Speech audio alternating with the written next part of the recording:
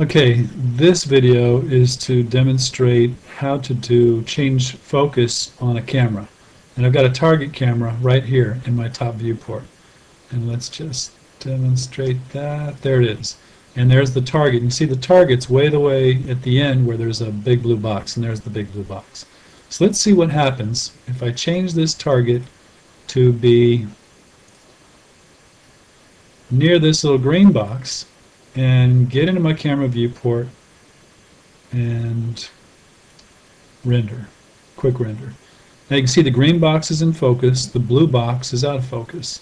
So how did that happen? If I go to my camera and go to my modify panel and look at the end of my basic parameters rollout, you've got a multi-pass effect option, and I've enabled that.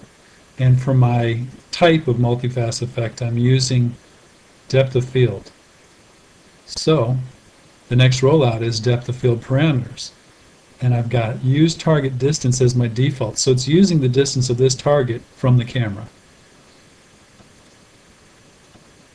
It's also displaying passes and using the original camera location to base all this off of. There are some defaults I've left alone, such as total passes, sample bias, dither strength, and tile size. But what I have changed is sample radius. This was 1, and by bumping this up, I increased the blur that we see in the camera. So now, let's take that camera target and move it.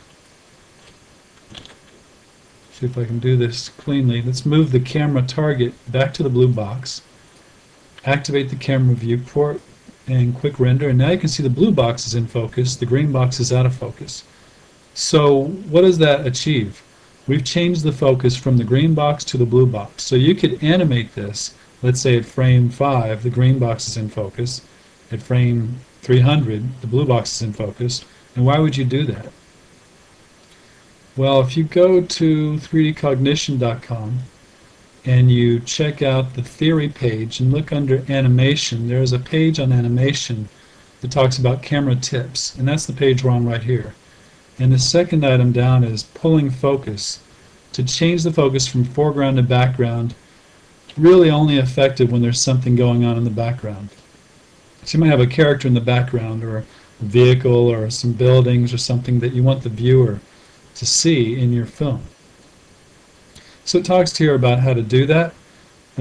Pretty much what we've talked about just now, but there may be some other stuff there that might be interesting for you.